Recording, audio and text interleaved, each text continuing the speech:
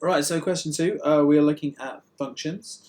And for the first bit here, we've got a piecewise function, which means we've got a function that kind of consists of two different bits for two different regions, two different domains.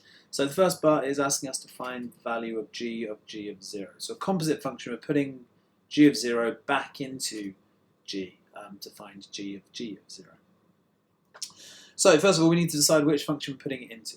So we're looking at the x value 0. The x value of 0 kind of corresponds to the top function, because the top function is valid for when x is less than or equal to 2, which 0 of course is. So I'm going to find g of 0 by putting 0 into that function. So we're going to get 0 take 2 squared plus 1, which is going to be minus 2 squared plus 1. Minus 2 squared is 4. 4 plus 1 gives us 5. So g of 0 is 5. Now we want g of 0, so in other words, I need to put 5 back into g, so I need to find g of 5. So that's going to be 5 take 2 squared plus 1. 5 take 2 squared is 3. 3 squared is 9. 9 plus 1 gives us 10 there. So g of 0 is equal to 10. Cool. Right, part B. Find the values of x for which g of x is greater than 28. This one's a bit more tricky. So if you imagine 28 is a y value, I could draw it on our graph here. We're trying to find the value to which the function is greater than 28. So in other words, we're looking at this region here because all of this is bigger than 28. And we're looking at this region here, again, because all of this is bigger than 28. So we're trying to find two separate regions on this function. And what's going to make this interesting is that, of course, each of these regions has its own equation. So we're going to need to solve the top equation. Ooh, there's moving stuff around there. Where was that? There we go. So we're going to need to solve the top equation for this part here, and we're going to need to solve the bottom equation of this part here. So bear that in mind while we're doing this. So we'll start with the top one. So we're going to do x take 2 squared plus 1 is going to be trying to solve greater than 28. So we're going to take 1 from each side to get x minus 2 squared is greater than 27. Here you've got a few choices. Normally I would say expand this and use your calculator to solve the quadratic inequality.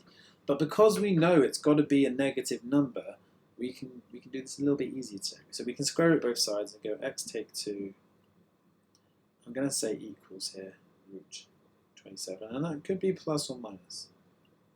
So x equals 2 plus or minus root 27. So if we think about this, root 27, that's 3 root 3. So that's 2 plus or minus 3 root 3 is our value. Now normally that's if we had the rest of this function as well, like a quadratic there.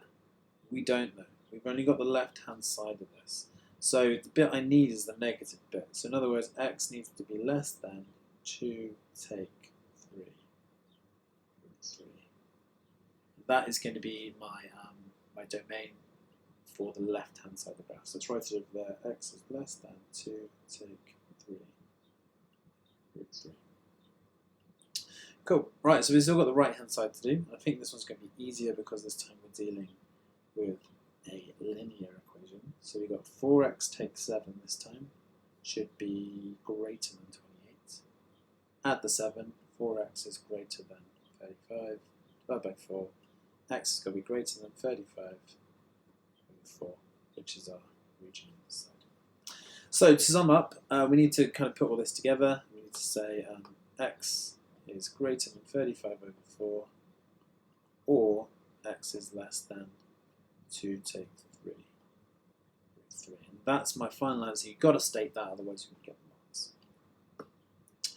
Cool, right, let's make some space. So we're told about another function, and we're asked to say, why does h have an inverse, but g does not? Okay, so I'm going to draw h, because it's always nice to know what functions look like. So I'm going to put h next to g. And h is a quadratic. It's got a minimum at 2, 1. So it looks like this.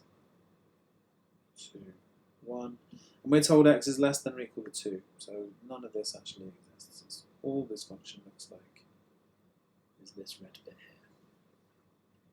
So why does that have an inverse, where this one does not have an inverse? And the reason is, because of the domain we've imposed on h, it means h is a one-to-one function. So h is a 1, 2, 1. H is a one-to-one function. So that means that h does have an inverse. And you can also imagine, remember, functions, inverse functions are reflections in the line y equals x. H is allowed an inverse because it's a one-to-one function. G, on the other hand, is a G is a many-to-one function. So G is a many-to-one function.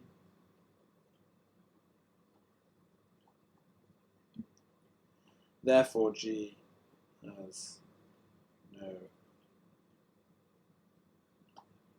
inverse.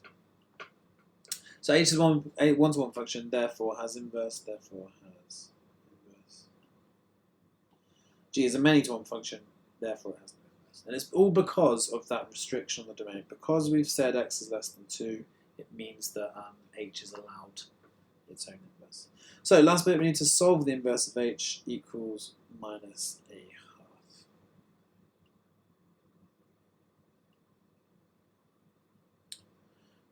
Cool, alright, so we need to first of all find the inverse of h.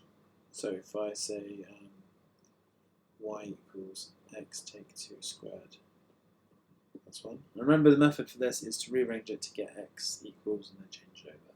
So we're going to say y take 1 equals x minus 2 squared. Square root both sides, so x take 2 equals the square root y take 1.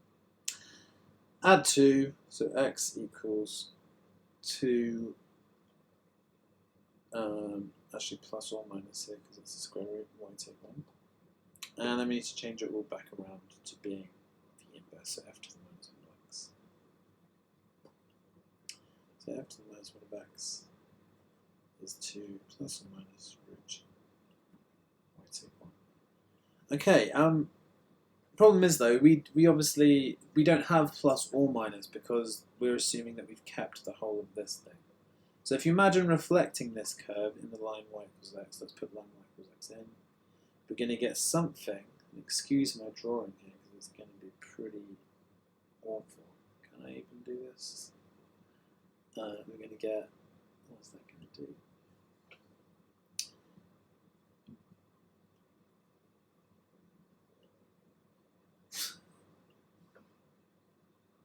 I mean, I don't think that is quite right, actually. That's a very bad sketch. Let's make that a little bit better.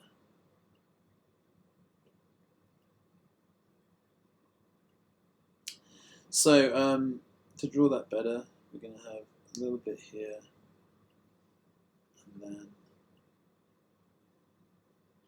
it's going to be up there.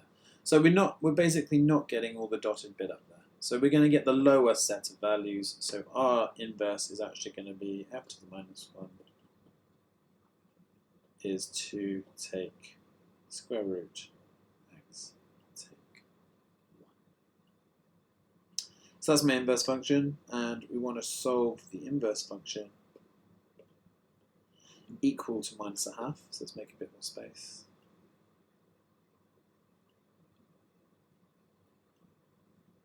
So we're saying 2 take the square root of x take 1 equals minus a half. So let's rearrange. We're going to add half to the left and add the root to the right. So we're going to get 2 plus a half, which is 5 over 2, equals the square root of x take 1.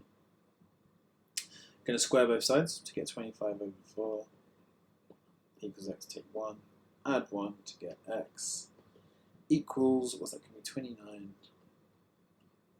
over 4, or 9.7, or 7.25. Cool, it's a tricky question, that one. Might be worth watching this one a couple of times. There's a lot in there to take in. Make use of your sketches. Be careful with your pluses and minuses when you're square rooting. Draw a sketch so you know which region you're actually talking about. Yeah, good question.